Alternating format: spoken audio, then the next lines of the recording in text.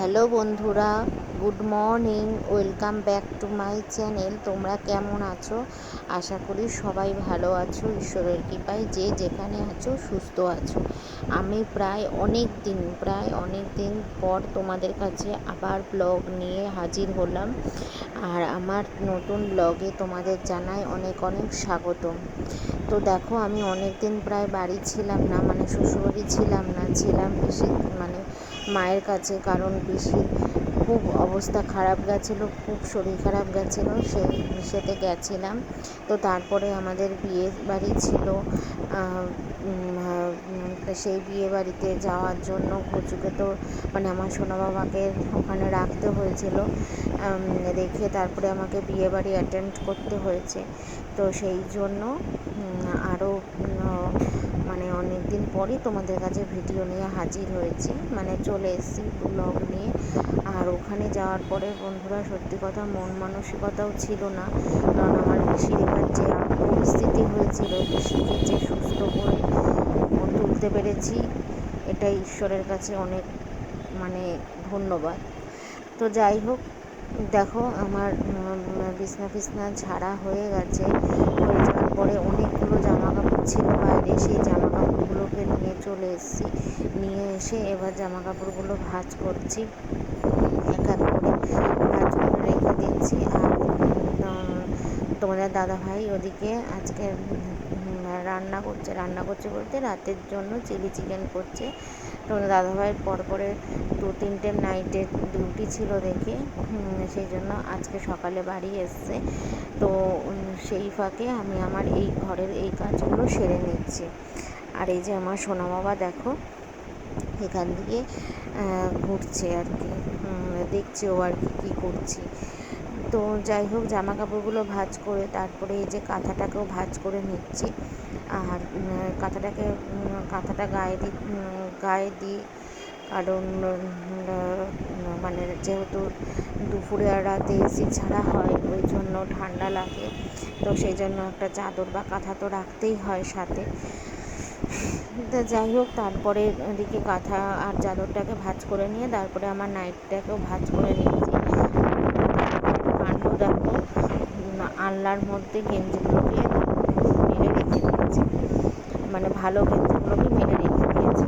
বলছে আমি কী রাখবো না রাখবো তাতে তোমার পছন্দ হবে না, ওরকমভাবে রাখি, পরে তুমি ভাঁজ করে রেখো। তো যাই হোক, তারপরে এই যে গেঞ্জিগুলোকেও ভাঁজ করে নিচ্ছি, ভাঁজ করে নিয়ে আলনার মধ্যে রেখে দিচ্ছি। আর এই তোমার দাদাভাই ঘরে এসছে। তো তারপরে জামা কাপড়গুলো সমস্ত কিছু ভাঁজ করে জামা কাপড় জায়গায় রেখে দিয়ে তারপরে এই ক্যাবিনেটের ওপরটা টুকটাক যা আর কি মানে কাজ থাকে ধুলোবাড়ি, সেইগুলো ঝেড়ে নিচ্ছি। একবার সকালবেলা ঝেড়েছি, আবার আরেকটু ঝেড়ে নিলাম, মানে স্নানে যাবো তো সেই জন্য। তো আর আজকে বন্ধুরা এত সুন্দর মানে কি সুন্দর পর্দাটা উঠছে, আবার মেঘলাও করে রয়েছে, কিন্তু মাঝে মধ্যে যখন রোদটা উঠছে কড়া রোদে উঠছে, সেই জন্য আমি পর্দাটা দিয়ে রেখেছি। তো তারপরে ওইগুলো ঝেড়ে পুছে তারপরে এই যে বেড সাইড যে আমার টেবিলটা সেইটা ঝেড়ে নিচ্ছি, আর সেটা মানে মুছিয়ে নিচ্ছি। আর বলা হয়নি বন্ধুরা, এই বেড সাইড টেবিলটা আমি আমার মানে লক্ষ্মীর ভাণ্ডারের টাকা জমিয়ে সেটা দিয়ে কিনেছিলাম। নিজের শখ বন্ধুরা, নিজের পছন্দের জিনিস নিজেকেই মেটানো ভালো, যতটা পারা যায় আর কি, অন্য কারোর ভরসায় থাকার থেকে। তো যাই হোক, তো এই তারপরে এই যে টেবিলটা ঝেড়ে নিয়ে তারপরে টেবিলটাকে সুন্দরভাবে সাজিয়ে গুছিয়ে নিচ্ছি। আর বিশাল দাম দিয়ে হয়তো টেবিলটা কিনতে পারিনি, কিন্তু যেটুকু কিনেছি অল্প করে জমিয়ে কিনেছি। তো আর তোমার দাদাভাই আজকে অফিস থেকে ফেরার পথে, আমি যেহেতু ফুল ভালোবাসি সেই জন্য ওই ফুলের মানে স্টিকটা নিয়ে এসেছিলো। তো সেটাই, আমার কাছে তো ফুলদানি নেই, রাখার মতন, জল দিয়ে রাখার মতন, তাই একটা কাচের গ্লাসে করে জল দিয়ে ফুলগুলোকে রেখেছি। রেখে এই জলের বোতল দুটো রেখেছি। আর আমার অনেক দিনের ইচ্ছা ছিল যে বন্ধুরা এরকম একটা বেডসাইড টেবিল আমার ঘরে বিছানার পাশে থাকুক। তো সেই জন্য নিজের শখটা নিজেই পূর্ণ করলাম। কেমন লাগছে বন্ধুরা অবশ্যই জানিও। তো তারপরে এই যে মা ফোন করেছিল, মার সাথে কথা বলছিলাম। আর এই ড্রেসিং টেবিলের আয়নার কাজটা একটু মুছে নিলাম, নিয়ে তারপরে পর্দাটাকে দিয়ে দিলাম। আর আমি এখানে আসার পরে তোমার বন্ধুরা এই আজকে এই ব্লগটা তুললাম, কারণ এই কয়দিন মানে ঘর দৌড়ার অবস্থা ছিল, মানে গুছিয়ে মানে করতে পারছিলাম না, সেই জন্য আর ব্লগ করিনি। একবারে পরিষ্কার পরিচ্ছন্ন করে নিয়ে তারপরে ব্লগ করেছি। তাও এখনও শাশুড়ি মার ঘর গোছানো হয়নি, শাশুড়ি মার ঘরও গোছাবো, ডাইনিং, রান্নাঘর, তো সেইগুলো আস্তে আস্তে ধীরে ধীরে করবো।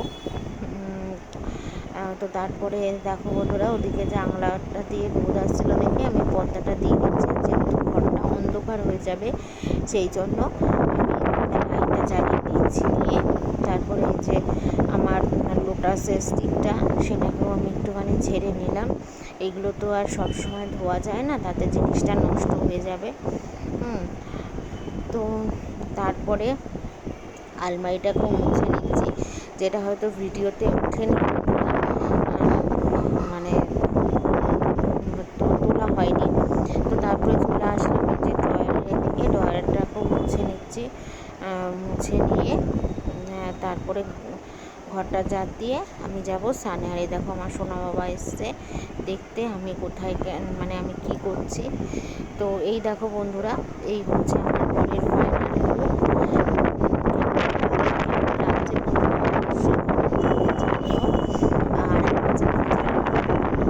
চ্যানেলটিকে সাবস্ক্রাইব করার অনুরোধ রইল। পাশের বেল আইকনটিকে ক্লিক করে দিও, যাতে সবার আগে নোটিফিকেশান তোমাদের কাছে পৌঁছায়।